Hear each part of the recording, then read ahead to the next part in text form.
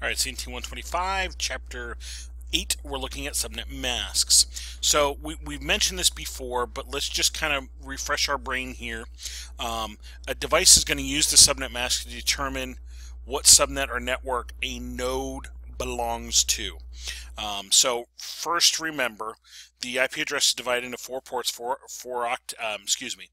IP address is divided into 2 parts: network and host. Network portion and host portion. And remember, way back when we said the network portion is kind of like identifying the street you belong to. 123, or I should say, Main Street, Mechanicsburg, PA, as opposed to Main Street in Boise, Idaho. So the network ID is identifying the street, if you will. The host ID, the host portion, is identifying a specific node on that network. And using our street example, Main Street, Mechanicsburg, PA, that's the network portion. The node portion would be 123 Main Street. So now when I have 123 Main Street, Mechanicsburg, PA, I can find an exact node. I can find an exact house. So the host portion of your IP address is identifying that actual node, that exact computer, that exact printer, that exact server on blah network. Okay? Remember those 2 pieces. That's important. Now, when a PC is ready to send data, it compares its own network ID with the network ID of where it's sending.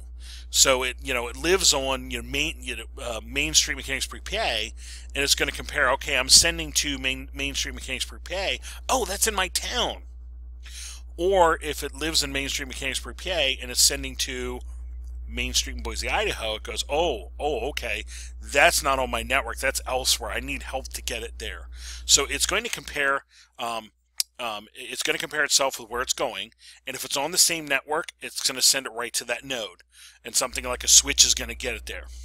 If it's on a different network, then it's going to send it to the default gateway, which usually is a router, and the router is going to consult its routing table to try to find that network in the world and get it there.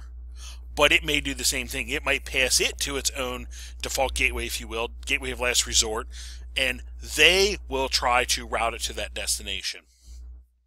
So the default gateway is the one that's getting the job done to send it to the correct network if it's not on its own network. So the subnet mask is used to define which part of the address is network and which part is host. So remember, as I said before, the network portion is represented by all ones. So all ones in the subnet mask is identifying the network portion of the address. So if I look down here, here's the IP address 192.168.123.132. Okay. Here it is in binary. Yay. Okay. On the subnet mask now, ones in the subnet mask represent the network portion of the address. So if I take a look, subnet mask, here we are, 255.255.255.0. If I put that in binary, what I actually see is all ones here in the first 3 octets. Oh, okay. So those first 3 octets are identifying the network portion. Absolutely. So all ones in the ones in the subnet mask are identifying the network portion of the address. In this case, these first 3 octets. So if I had to look at the IP address up here, I could say, well, the network is 192.168.123. That is the network that this node belongs to. And then the zeros in the host portion are representing, I should say the zeros in the subnet mask are representing the host portion. So zeros in the subnet mask indicate what part of that ID, that IP address, is host. So if I take a look now, subnet mask 255.255.255.0, again writing it out in binary, all zeros in that last octet, it's saying this portion of the address out here at the very end is the host portion. So 132 is the actual host ID, the node ID, if you will. That is the host portion. So this 132 belongs to the 192.168.123 network. That's what this subnet mask tells you. Okay? So if I start looking at that, I should say we need to remember our defaults. A is 255.000, B is 255.255.000, C is 255.255.255.0. I need to remember my defaults, the normals, because as I start looking at IP addresses and subnet masks, I might notice something changing that's going to indicate a red flag of subnetting, if you will. So if I have a host address of 25.15.32.12, 25 right here tells us Class A. We should be thinking network host, host, host, host. So if we see a subnet mask of 255.0.0.0, that would be normal. It's a Class A, nothing different is done. And 25.0.0.0 is the network ID. Okay. If I see 255.224, we see ones in this second octet, we know those have been used to create a subnet. Subnetting has occurred, and that's a clue as to what's going on. And that subnet mask is telling us that. It's also telling the computer nodes and routers and that sort of thing what network is belonging to. Is there any subnetting going on?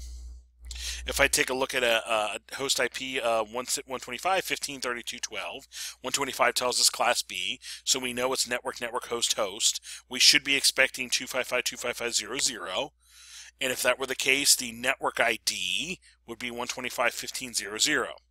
This node belongs to the 125.15.0.0 network.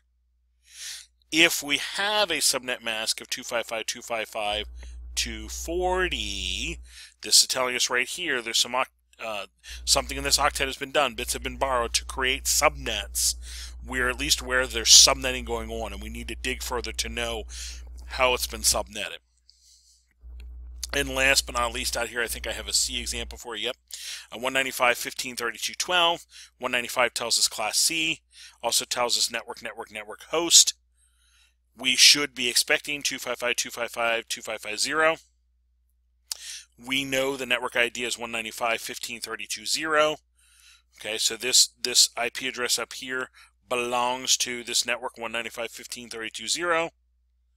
But if I see something like 255.255.255.192, the 192 is a red flag that subnetting has occurred. Something is going on in this octet for subnetting.